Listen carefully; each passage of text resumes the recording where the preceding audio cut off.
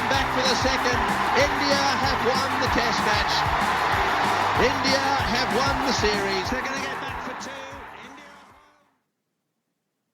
Hello and welcome to a new episode of the 81 All Out podcast. This is your host, Siddhartha Vaidyanathan, and I'm joined by two regulars, Ashoka, who is at ABVan on Twitter. Also joining us, Kartikeya Date at Cricketing View on Twitter. I will link Kartikeya's Substack. I'll link the pieces that he has written for, the page on ESPN Cricinfo where you can find all his pieces. And we don't have Mahesh today. He's missing. I think he's probably watching some tennis in some corner of the world or something like that. But we will hopefully have him in the next episode. Anyway, so we're here today to preview the World Cup that is starting soon. In a few days, the World Cup being exclusively hosted by India for the first time. We must mention, because the past editions that have been hosted in the subcontinent have had a joint hosts. 1987 was an India-Pakistan joint hosting venture, and 1996 was India-Pakistan-Sri Lanka joint venture, and 2011 was a India-Sri Lanka-Bangladesh joint venture. So this is the first time that an ODI World Cup is going to be played exclusively in India.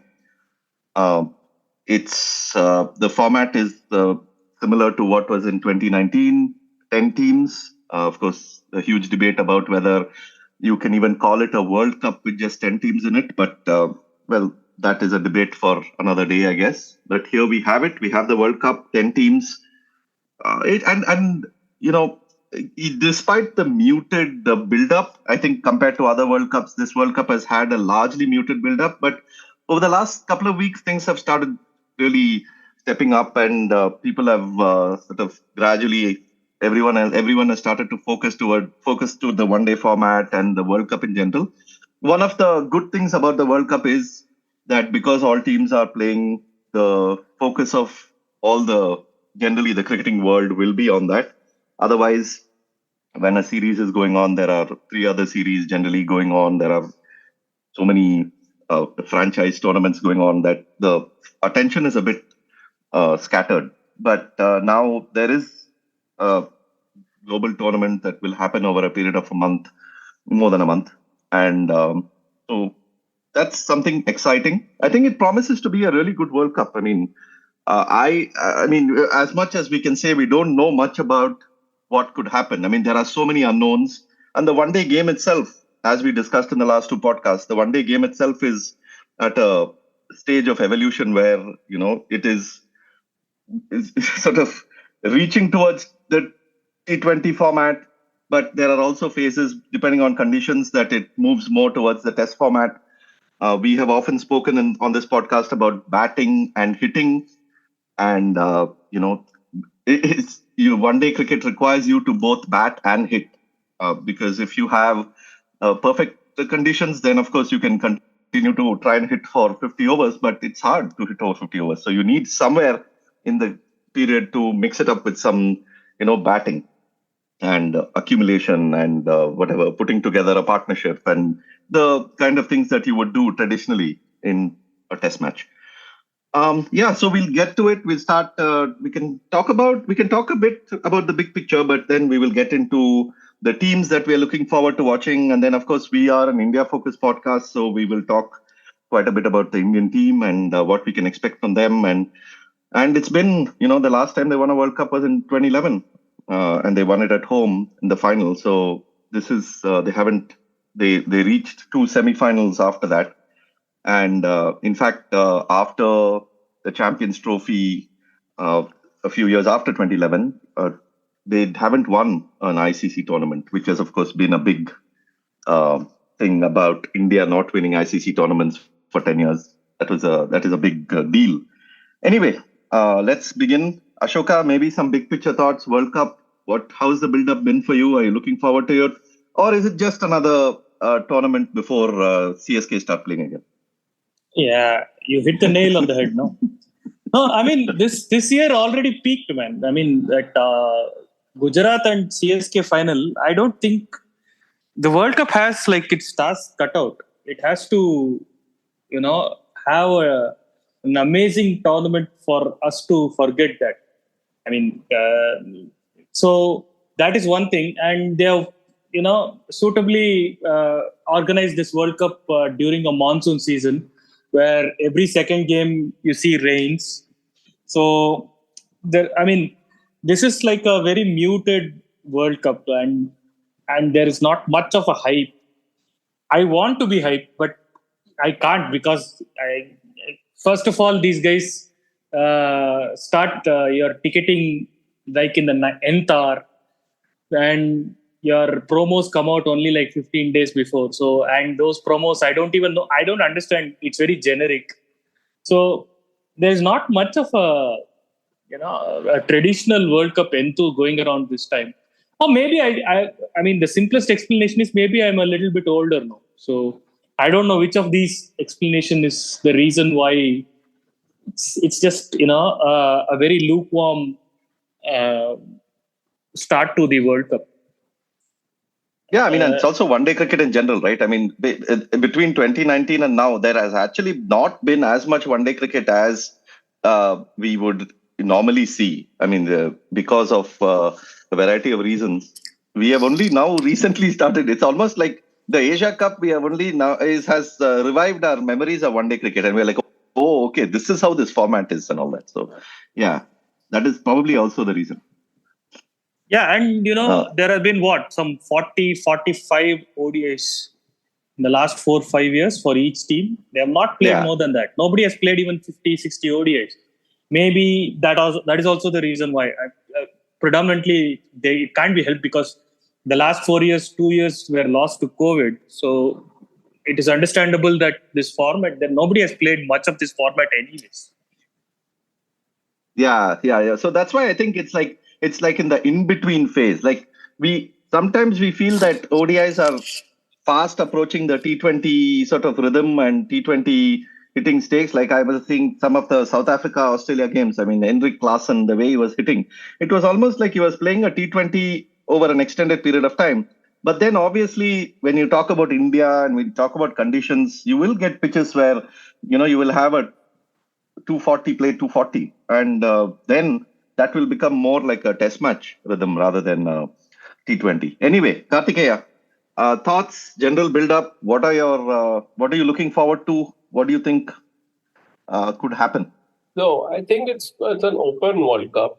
I mean, I think most World Cups since, with the exception of maybe 2007, and actually, deceptively enough, I think 1987, the World Cups have tended to be quite open tournaments. One of the interesting things is that the hosts have been favored in all the recent World Cups. England won in England, Australia won in Australia, for that India won in India. I don't know whether that's because the hosts have a genuine advantage or because, England just happened to be really good and Australia just happened to be really good in 2015. And Australia played New Zealand in 2015, so who are also the hosts. Yeah. So I think one of the things that's happened is that there's a lot of fragmentation now. So we are always find ourselves asking, well, why does this matter?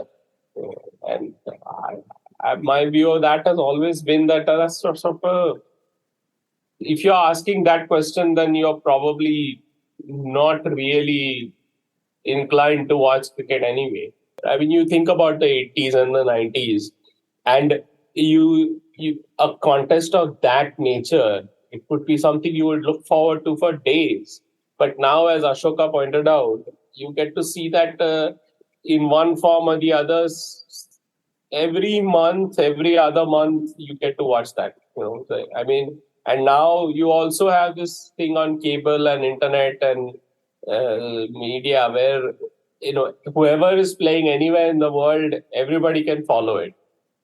So it's not like we are restricted to, the weekly, the 30-minute cricket highlight show on Prime Sports. The week that was. Yeah, the week that was. to watch like West Indies versus Australia or something like that. That's not really the case now. So I think the build-up, so such as it is a bit of a problem because there's so much. I mean, there's no shortage anymore. There's no scarcity anymore.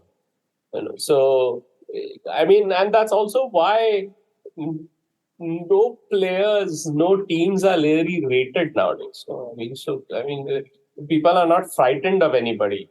The way they used to be frightened of people. I mean, you have no sense of being able to build up somebody in your head. That this bowler is a menace, or that spinner is a mystery spinner. Or that batter is really reliable in like the last 15 overs of an ODI. We don't really have that anymore. We know everybody. We see even with I'll take the example of like the icon of the last decade, Dhoni. He was a big feature in the recent IPL, but everybody knew he's like not anywhere close to the Dhoni of the peak Dhoni years. And everybody knew he was going to flop. Everybody knew he was like basically reduced to like 2 swings. But he's still there. So they have become cartoon characters in a different sense, where, instead of like being cartoon characters who you go, you have to switch on the TV at a particular time, at a particular day to watch. You just switch on, you go on YouTube, you can watch them all the time. So that's part of the reason I think why the build-up is so difficult, because all this quality is just at hand, and so you don't really appreciate it very much. But in cricket terms, I think it's an open World Cup, mainly because I think the format is better than it's ever been, in my opinion. It has the whole stalemate is gone, so we don't have to suffer through like, faltu bowlers bowling to batters with lots of fielders on the boundary. And, there isn't like that, jugaad, so to speak, that used to be there in the 90s and the 2000s. The boring middle overs. Yeah. It was not just the boring middle overs. It was like, it was like teams trying to pack in mediocrity, and trying to get away with as little damage as possible. And then Jayasuriya used to bowl like outside leg stump, over the wicket to the right-hander with 6 fielders on the leg side and whatnot. And there was no reverse sweep or anything at that time. I often wonder like what these guys would have done to like that kind of bowling, Chris Harris, Jayasuriya, all those bowlers, I think they would have been thumped, So, but I think the other thing is also that BCCI is now this huge, extremely powerful entity, It doesn't seem to feel the need to welcome anybody or be kind to anybody or be nice to anybody anymore. It is like it exists, and its existence is a favor to the world of cricket. And so everybody else has to just live in that world. At least that's what they seem to think. And they seem to lack the sort of the basic adult artfulness, whereby you, even if that's true, you show yourself to be a nice person, to be a kind person. That there is just this pathological inability to demonstrate any kindness to anybody. Any decency must never ever break through. Everything has to be perpetually hostile. Whereby anytime anybody asks something, the response is, "We don't owe you a thing." Just this endless array of these kinds of petty, small rules, where constantly everybody is navigating some threat, some really petty threat. And it makes it just like, it's like, it's not really a coming together of anybody. It's basically just another business transaction that's going on. And So that's one of the reasons why there's no build-up. I mean, who wants that? Who wants to look forward to that? No, Can you think of a kind word from anybody in BCCI? Any word of welcome from anybody in BCCI? Yeah, sure. I don't disagree at all. You can be nice to people. That is a valid point. First of all, you have to be nice to your, Your own people. To your ticket-paying customers, man. you put a 5-hour waiting line on an online website. Ashoka, you have to be nice to somebody, no? You must have that in you, no? That to be able to be nice to somebody, Now, okay, nobody's saying garland the players or anything like that. But what, you tell me, who in the BCCI is the spokesman for the hosts? Who is speaking for the hosts of the World Cup every day, every week, every time there's news, if there's rain, who's informing the fans, saying Nobody. that, be careful, there's a lot of rain today, this warm-up match is going to be washed off, so take care, look at the weather report and come. If you really want to come, but we are just warning you that this may be washed off. Who's doing that? That basic. So the BCCI entirely functions as one bloody anonymous source, man. I would not be surprised if they got their chance, if they didn't have a Twitter account, the BCCI would release the Indian squad also as an anonymously sourced story. They wouldn't even have a decency to, say properly that, what do you mean anonymous? Representing us. What do you mean anonymous? Unsourced. Our two great servants of Indian cricket, Mufa and Johns, they will announce cricket. They will announce the squad on Twitter with all pomp and splendor, man. They will announce it even before BCCI does it. Yeah. And it's just needless. It's just needless belligerence. No, because you see, if the public also doesn't really care much about the BCCI. When Pakistan came, they got a very warm welcome and all that. You see, if Pakistan are going to play, there are going to be fans going to go watch them and all that. You will have the usual racket going on. The cynical thing is that the BCCI really profits hugely from Pakistan now. Yeah, that's why India and Pakistan have to play in the opening rounds of every world tournament. Yeah. Yeah. It's not a coincidence that they're drawing lots and like magically India and Pakistan are drawn against each other every time. No, the reason why it happens in other countries is because after a point, if the boards behave like this with the public, there is a chance that the public will actually not care, and the public will stop going to games, and and of course they have other sports to follow, and they will follow that. In India, the ticket-paying public are taken for granted. Where will they go? The BCCI's attitude is, where will they go? Even if they have to come through chain link fence, they will come. So that is their approach. Yeah. So this is why we some weeks ago I had that whole thing, that basically fans should stop buying tickets to the stadium. I mean, if the BCCI wants the stadiums to be filled for their TV show, then the BCCI should pay the fans to appear in the stadium. No, and because of this ticket mess up, right? Yeah. See, the BCCI, in the ideal case, in the ideal world, I would think, would want every single game in this World Cup to be sold out to packed houses.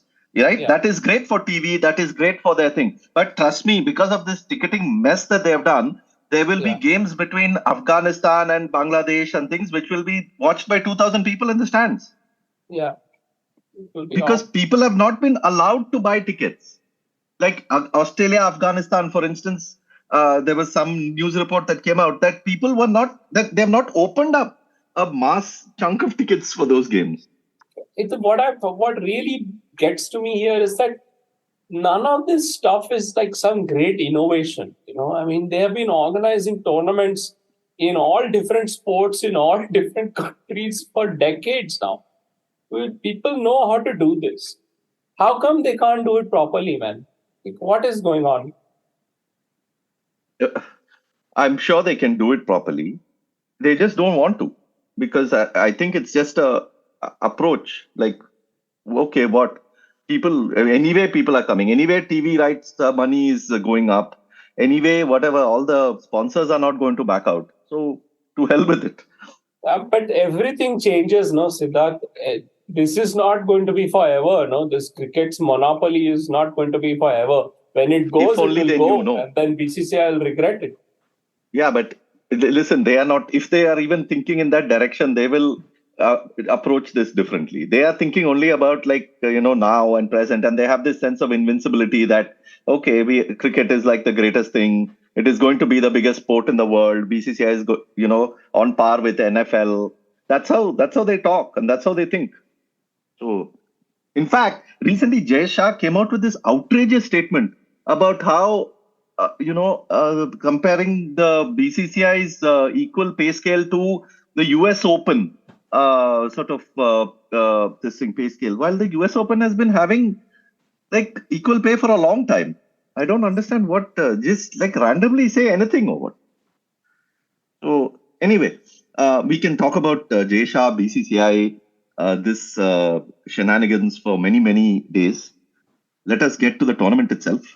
One of the things I thought, as I said, we will talk about India, but before that, I thought one of the things we can do is we can talk about multiple other teams that are here.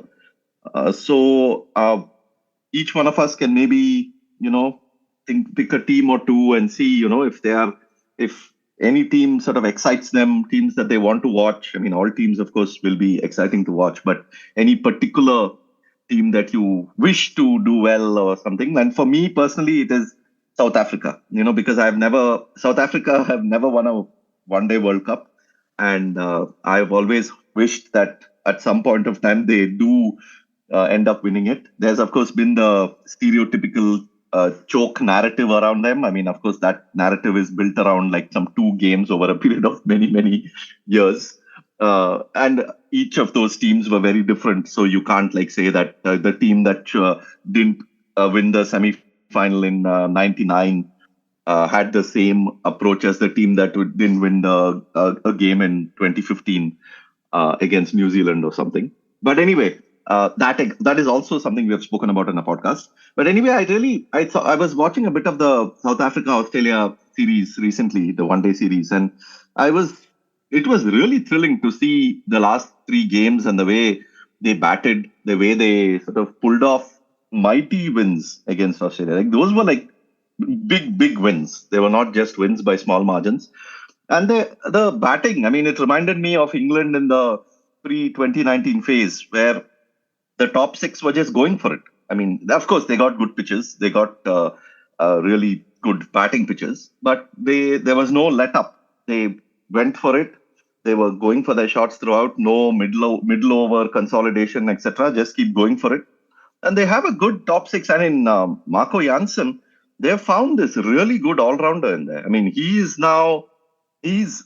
always been a very good bowler, but I didn't realize he's a really handy batter down the order. Hits long, can hit the big shots. He's quite a player to have for them down there. And then in Maharaj and Shamsi, they have 2 bowlers who can, I think, do really well in India.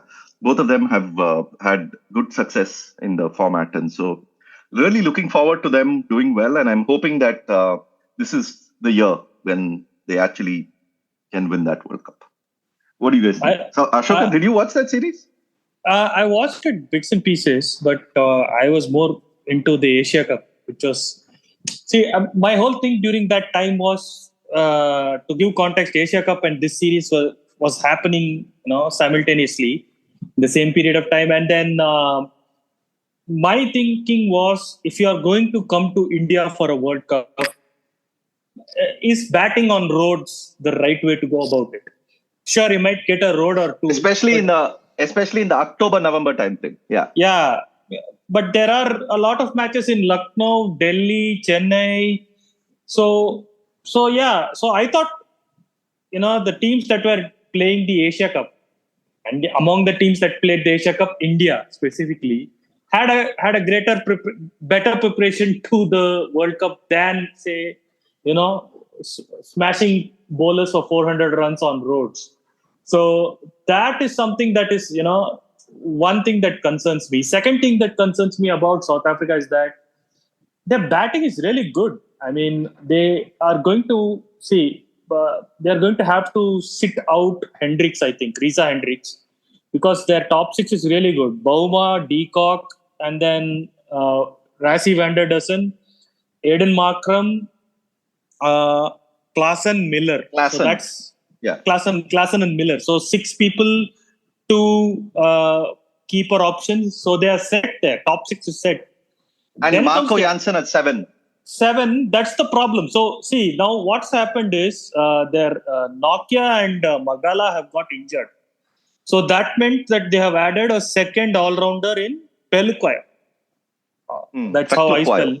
I can't spit out. So let me say Pelukoya. But so that's the thing. So now my problem is that if you get 3-4 wickets, would Klaassen and Miller start, consolidating or playing out from, let's say, they are 100 for 4 in 23 overs? Likely to happen. So you have 27 overs and then you have the 2 playing and then 1 Marco Jansen. Maharaj can hit, but how much? I have not seen him hit, that many times. And after that, it's the tail. So that is their problem. If they get stuck in one of those spin pitches where teams get 3-4 wickets, they are in trouble. So but if they don't, if their top 6-7 play well, they are going to be a very good team because their bowling quality is very good actually. So it's about, I think this is the India 2019 dilemma, right, that India had in England. Like, you have a very pronounced tail. So your top 7 have to be very careful about how they handle the 50 overs. That is probably South Africa's problem in this World Cup. Otherwise, they've gotten, they are one of the most experienced side, man. Look at all of them. They are all in their early 30s or late 20s. Most of them. Marco Jansen is 23. Coetzee is 22. After that, everybody is 27 and above. Yeah, 27 and above. So they are fairly experienced side. If you contrast them with Bangladesh has 3 people in their 30s, 2 or 3 in their late 20s. Rest are all young guys.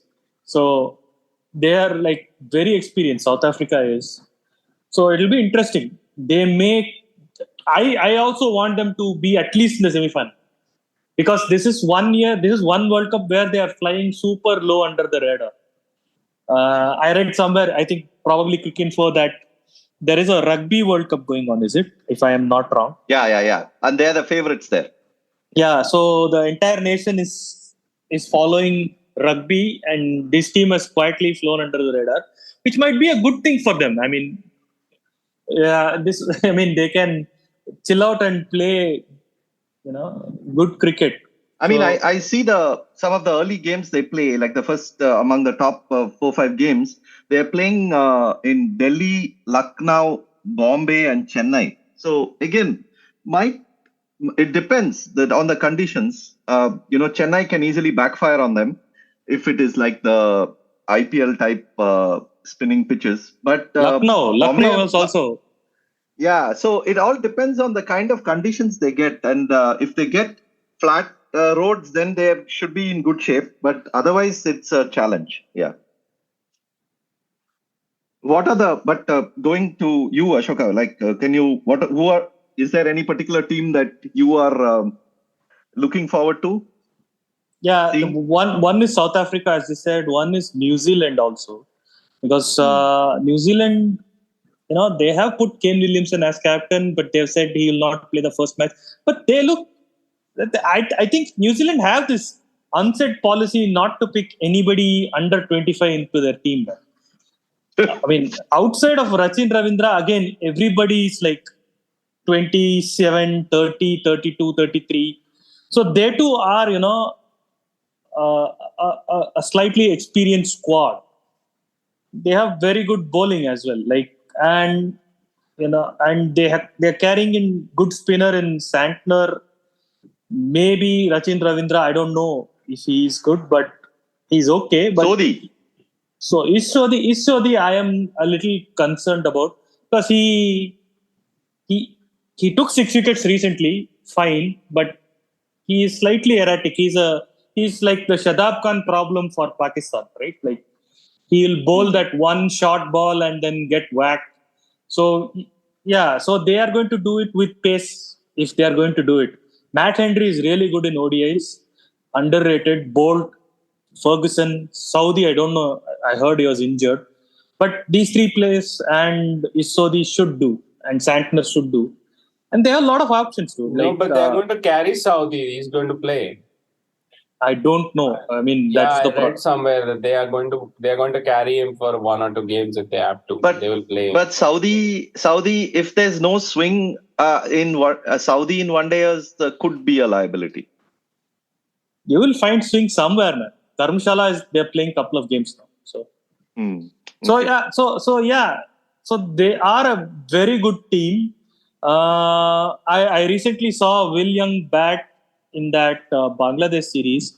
I've not seen him bat before, but he was pretty solid. So they have a solid top order, good middle order, and they have a lot Phillips of left. Is a good hitter, right? Yeah, Glenn Phillips is a good hitter. Mark Chapman, I don't know if he'll be in the 11, but they have Neesham, they have Santner, they have Daryl Mitchell. Daryl Mitchell is one of their mainstays.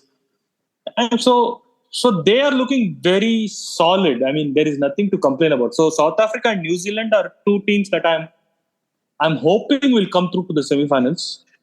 Yeah. It'll be funny if South Africa and New Zealand end up in the Rugby World Cup final and also in the Cricket World Cup final. That'll be quite a contrast. But the one thing about conditions we must mention, though, I mean, there is India, especially the venues that India are playing in.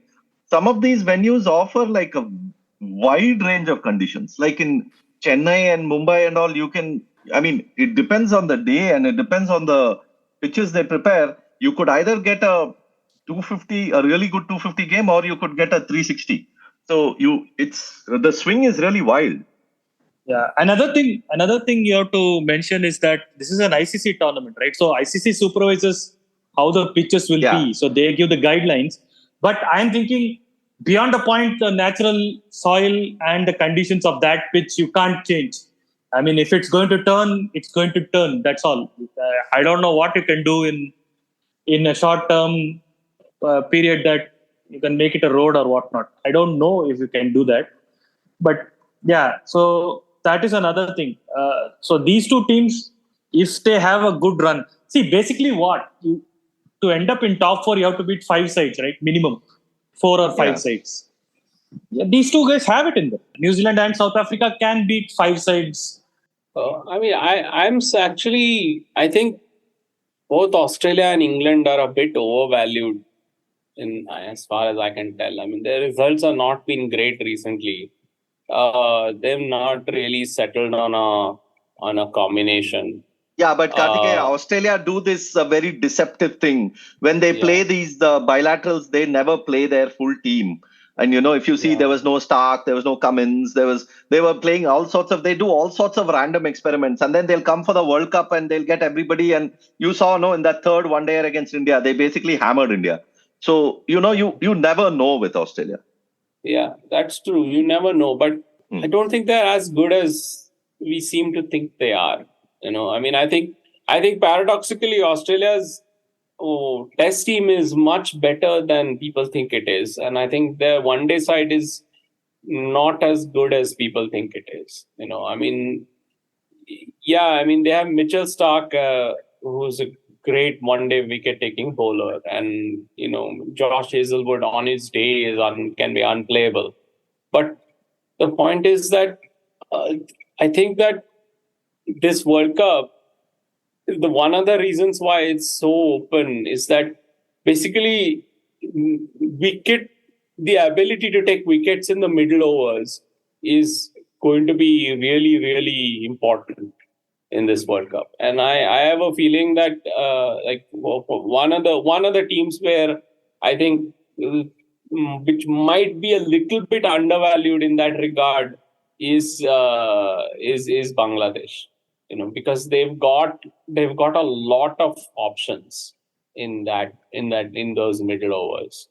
And they've got a lot of players who can do like 2 or 3 things really well. Mehdi, Liton, Mushfiqur. Mohedi has become an all-rounder, man, now. Shakib. Yeah.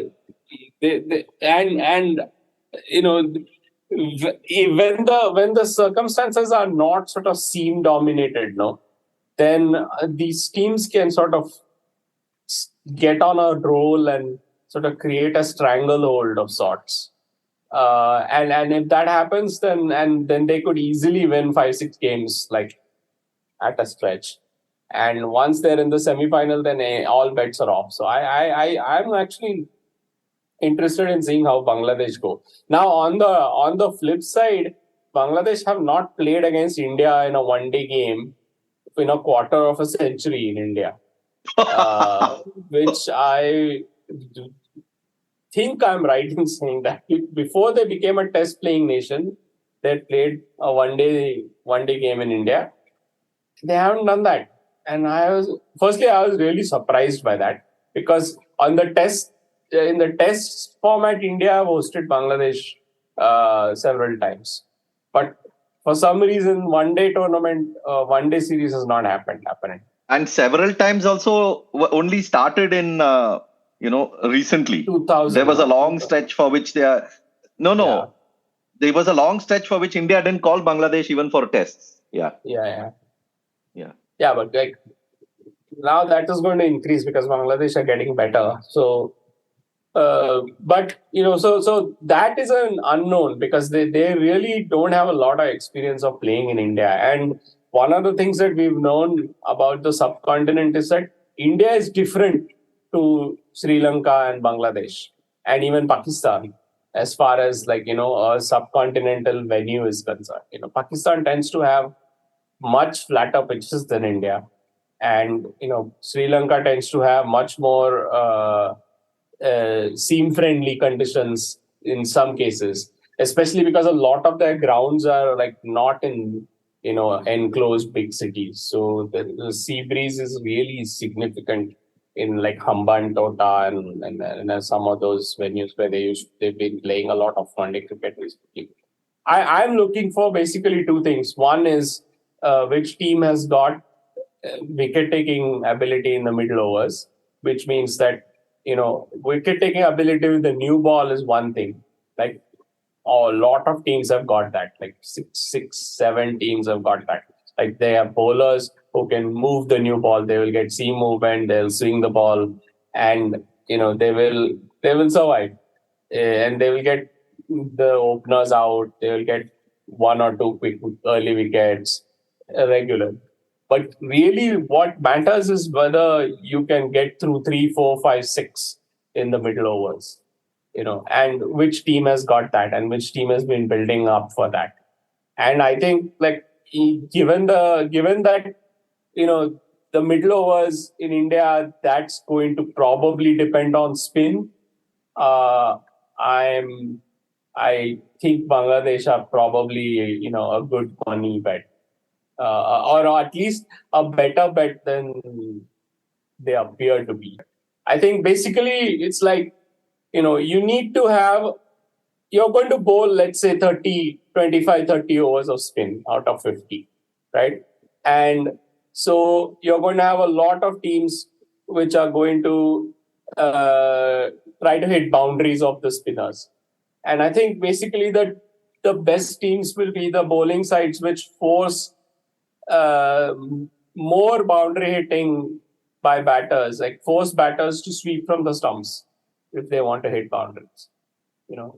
If you have, and this is where I am a little skeptical of Sodhi and Shadab and some of these sort of conventional leg spinners, because I think they have a tendency to go for fours in, through free hits, like through low risk shots, like square cuts and pulls and things like that. You need to basically force the batter to sweep from the stumps. That's what I'm looking for. Which team is going to have the bowling which can force that, which can force the sweep and the reverse sweep as the primary boundary hitting options for the batters. And if a team can force that a lot, then that's going to be a hard team to beat. It's also one of the reasons why I'm not so sure about England, because see, in 2019 in England, England were able to, their seamers were first of all were significantly sort of effective. And secondly, they had Archer. Now they are trying to get Archer to play in this World Cup, but that seems to be up in the air. I've read stories to the effect that he'll play definitely, and I've read stories to the effect that, it will be rushed and it's not going to work out really. But England, I don't know where England are going to take their wickets. Talking about spin being a major part in the middle overs. Ashoka, can you elaborate on what you were mentioning in our group chat? You were saying that Pakistan will probably have a bit of a tricky part in that regard. Yeah, they have already had that during the Asia Cup, right? Like Shadab basically lacks control. He can't enforce. So Babar is either forced to, get overs out of Salman Ali Agha or Iftikhar. So now what they have tried in this yesterday, as we record today, yesterday Pakistan played New Zealand warm up. Yeah. They had Usama Mir, that is the bowler. He was a leg spinner. So the problem that Pakistan have is exactly what KD was saying. They don't have.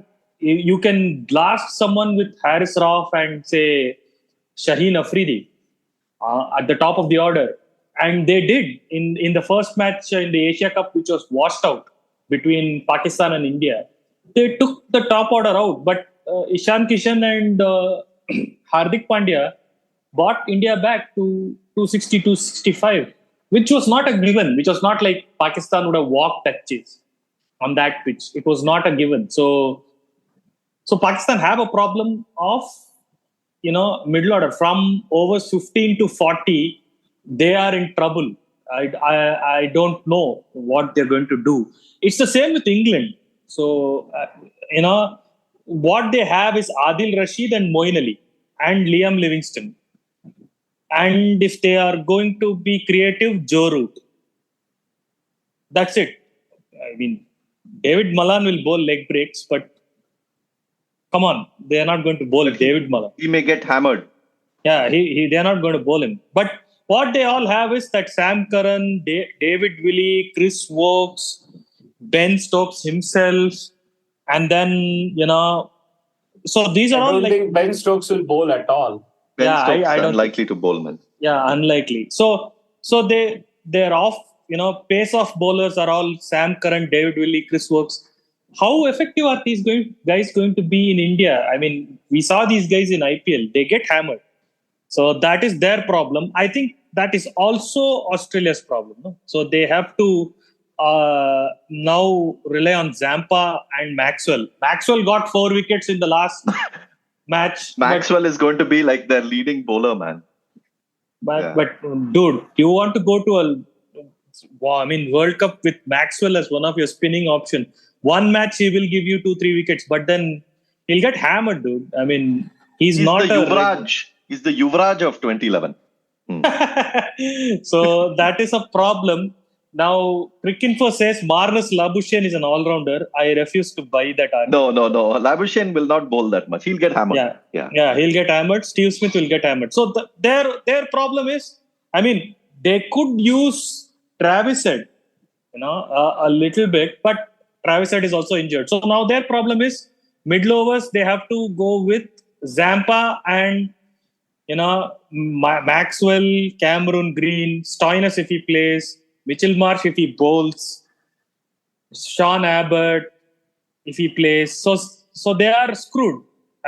they also have a Pakistan problem. So Pakistan problem is not unique to Pakistan. Pakistan problem is shared by your England, Australia. England and Australia. They have that problem. But even New Zealand to an extent they have that problem. I mean, Sodhi will get hammered if he keeps bowling one shot every over. But Sodhi is actually, in defense of Sodhi, he's a genuine bowler. He's not a Maxwell. He's a full-time bowler. Yeah. So New Zealand, South Africa, Bangladesh have control in the middle a little bit than say Australia, England, and Pakistan. So that's the problem with these three teams. But see, now you flip it. Australia, England, and Pakistan all have terrific battings. I mean, at least to the extent that they can make 320. Then if you blast the top order, even if you don't get middle order wickets, you can choke them out. So there is an option there. Especially Australia and England, they are packed with hitters. Yeah. So which Bangladesh does not have.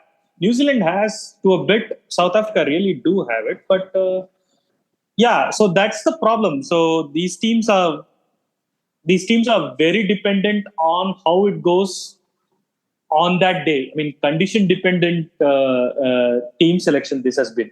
It's not like, these teams have been ticking all the boxes. Like, Indians have been so, myopic with our selection battles and our commentary around selection. We don't realize how good a squad these Indians have assembled.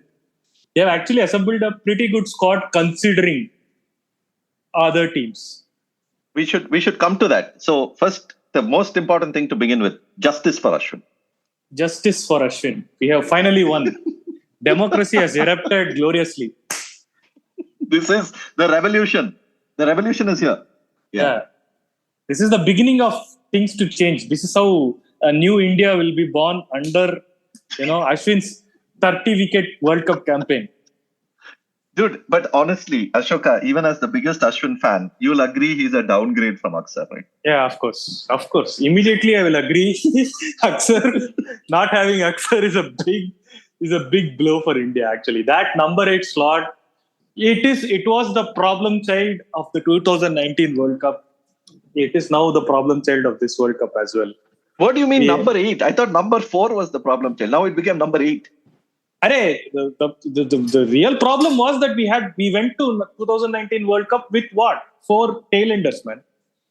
So now the problem is like you can't score.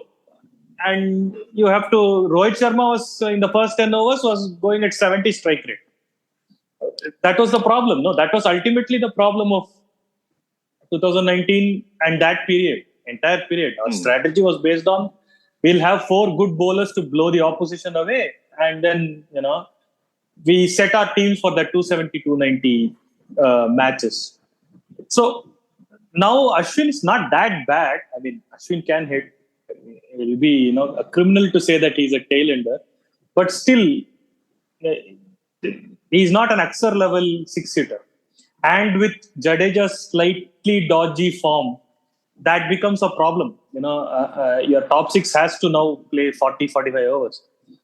But still, these are minor niggles, dude. Now, as we see other squads, India looks to be the far more, sorted out team. Afghanistan, Sri Lanka, Bangladesh, all of them, right? If they can get the right conditions, then they will be a handful even for England, Australia, South Africa type. So what I'm saying is we cannot look at them from the Indian prism. We have to look at them as when Australia plays against Bangladesh or Afghanistan, what are the kind of pitches that Afghanistan can really challenge them? And there are enough Indian pitches where Afghanistan can challenge Australia. Yeah. Fine. Even then, I would not clump Bangladesh with Sri Lanka and Afghanistan. I think, you have your Bangladesh is far closer to your South Africa, New Zealand, Pakistan grouping than Sri Lanka, Afghanistan grouping. Sri Lanka, Afghanistan, I would say Bangladesh, if things go right, can win 4 or 5. I don't see Sri Lanka winning 4 or 5. I don't see Afghanistan winning 4 or 5. Even if conditions favor them. They don't have the... See, the problem is the other teams that we talked about, they have one big problem area, but the other areas such as the batting or your pace bowling is all set. They have one weak link. These guys have weak links on both ends. So that's a problem for them. I mean, obviously Netherlands, they qualified, good for them. They might pull an upset or two, but I think you can clump Sri Lanka and Afghanistan with Netherlands more than, Bangladesh. Bangladesh is definitely a better team. Yeah. There aren't really any, minnows, New Zimbabwe in 2007 or USA or Hong Kong or those types of minnows are not there. That's one of the things that happens. Don't forget Bermuda. Bermuda. That sort of thing doesn't really happen anymore because of, they've basically eliminated those minnows from the main tournament. So, I mean, look, I don't think there's any team where, the way you think about it is like this, right? So, if two teams are roughly equal, then they'll win roughly half the games against each other. And then there'll be teams where they'll win maybe 3 out of 4 against each other. And then there are the ranked minnow opponents, like India and Bermuda, where they'll probably expect to win 49 out of 50. And those are not there anymore. So this is one of the reasons why this is such an open World Cup, I think, because, the fact that there are no real genuine minnows who are like a bankable win for any team, means that getting to 5 is that much harder, because it's not like, there are 5 or 6 teams which are more or less guaranteed to win 2 or 3 games, against 2 or 3 opponents. And then it comes down to, the 3 or 4 other fixtures against roughly equal opponents. It's not like that, no. I mean, I can see Sri Lanka beating Australia. I can see Sri Lanka on its day beating Pakistan. I can see Sri Lanka beating India. You can see Afghanistan causing all kinds of problems to all kinds of teams, especially if they get like a good spinner's pitch, which minimizes their disadvantage of not having any real new ball bowling. Okay, tell me this. I know you've often said that India were, really extremely well prepared for the 2019 World Cup and should have, if they had won the 2019 World Cup, it would have been like a perfect, just sort of a reward for how they approached that World Cup and what they were trying to do. How would you compare India's current squad before this World Cup to that 2019 World Cup team? In an interesting way, I mean, they're trying to construct efficient squads. I know that this is a sort of a bit of a sore point, especially among, cricket fans of your generation, Sid. But I think the great change that Chappell brought is that he made it normal for India to try to construct efficient teams. I mean, you have to build a team where, you have to make sure that your weakest player is still competitive, in the 11, and that or a competitive contribution is made from the 9th, 10th, 11th weakest player in your 11, and that's something that India pursued, especially ever since Chappell took the job, ever since Ganguly lost his captaincy. That efficiency has been pursued.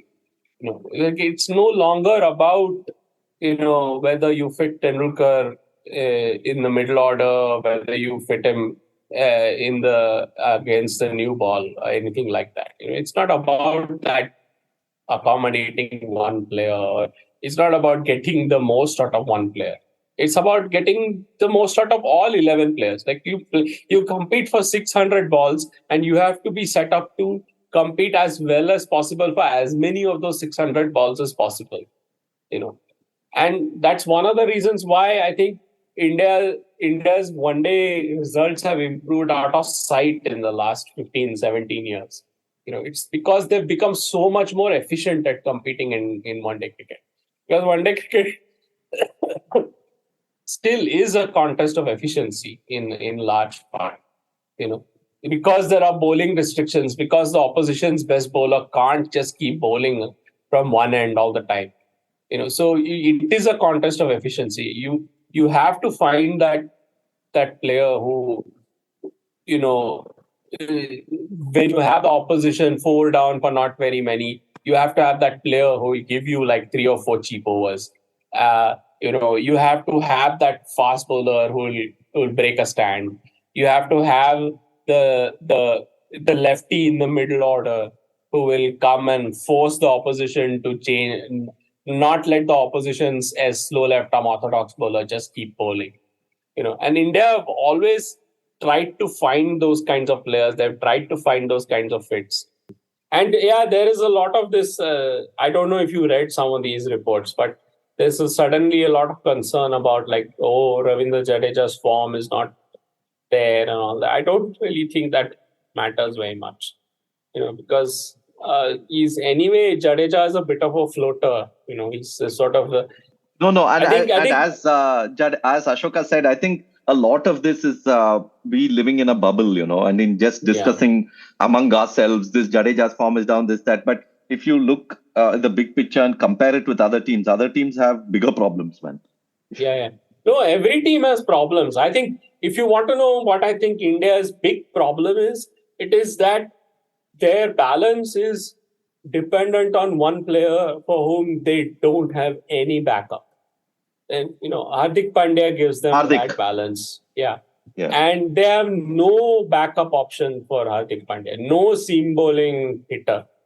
Who, if something happens to Hardik Pandya, their whole balance is gone for a toss. Because what Hardik Pandya gives them is the third seamer, which allows them to play 3 spinners, right? So they can play Kuldeep Yadav, Akshar Patel and Jadeja if they have Hardik Pandya. And then they can play Bumrah and Siraj or Bumrah and Shami.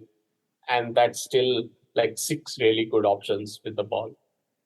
But if you don't have Hardik Pandya suddenly, then either you have to play the third fast bowler, which means you have to play either Shami or Shardul Thakur, which means you have to weaken your spin bowling, which means all the balance goes off. So really, if you're an India fan and if you want India to do well, then if you want to say one prayer, say a prayer for Hardik Pandya's fitness, honestly. Because that's the weak link for India. One of the players who I think will be huge for India, and I'm really, especially when if they can get big scores and if the asking rate is going high, is Kuldeep. I mean, and given how Kuldeep has been bowling in the Asia Cup and this, I think he's so valuable. He's going to be so valuable for those 10 overs. And teams are going to not find it easy to hit him.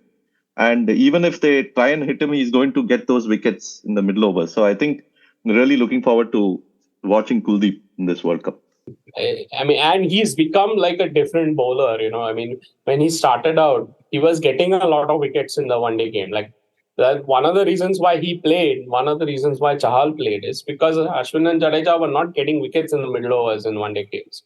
So, and these guys, they started getting like a couple of wickets a game on average.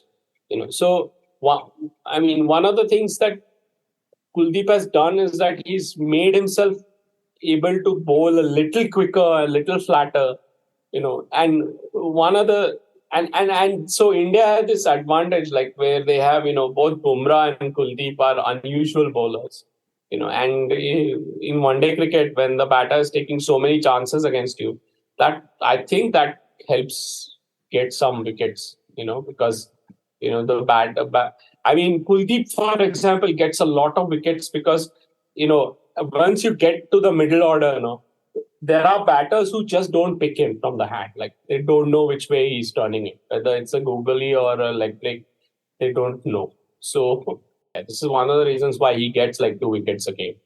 Yeah, and I must also link the podcast we did at 81 All Out with Bharat Arun, the former India bowling coach. And even though Bharat Arun was a medium pacer and he was working with the fast bowlers quite a lot, he was also working with the spinners. And he himself claims that his passion is actually working with spin bowlers more than fast bowlers. And in that podcast, he had mentioned how he is expecting Kuldeep to pretty much reach his peak pretty soon. And he was watching him in in the warm-ups and practice games, and even the little bit he was seeing him. Well, that was a time when Kuldeep was not even he was well out of the reckoning. But he had mentioned how he expects him to reach his peak pretty soon. And I think, yeah, I mean, the shrewd observer that Arun has been proven right yet again. And yeah, I think it won't be a surprise at all if Kuldeep ends up as one of the bowlers of the World Cup. And that's how well he was bowling in that Asia Cup. And any sort of conditions that help him, and especially hard, it's like he has this Sakleen Mushtaq kind of vibe when the batters are trying to hit him.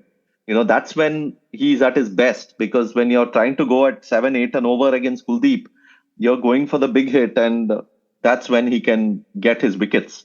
And I think that's going to be a big portion of India's campaign in this World Cup. I think we are getting pretty close. We've discussed all teams. We've covered mostly. I mean, we will of course review games during the World Cup. We will have podcasts where we will look back at a set of games or a game, or if there's any theme that develops, we will obviously talk about all that. So hopefully this gave you a sort of whet your appetite for the World Cup. Not that we needed to do that, but sort of set the stage. 81allout.com is our website. We are at 81allout on Twitter, and you can also contribute whatever amount of your choice if you want via kofi. That's ko-fi.com/81allout. We are a crowdfunded platform, so anything would be really helpful. And we thank all of you who are contributing already for your generosity. We are also in the book republishing space. As many of you know, we have republished 3 books so far. But today I'm going to specifically talk about and try and plug War Minus the Shooting by Mike Marquesi, which was the book written about the 1996 World Cup, also held in the subcontinent. And it's a terrific sort of tour diary and analytical work and sociological work and everything in between. So you should pick it up. You should read about how it was in 1996. You should read about the impact of that tournament and then the various themes that ran across that tournament. So please pick it up. I'll put the link. And the other 2 books as well, I'll put the link for Cricket Beyond the Bazaar and The Summer Game by Gideon Haigh. Thank you for joining, and we'll join you in about 10 days' time for the next episode. Thanks, Ashoka. Thanks, Kartikeya. India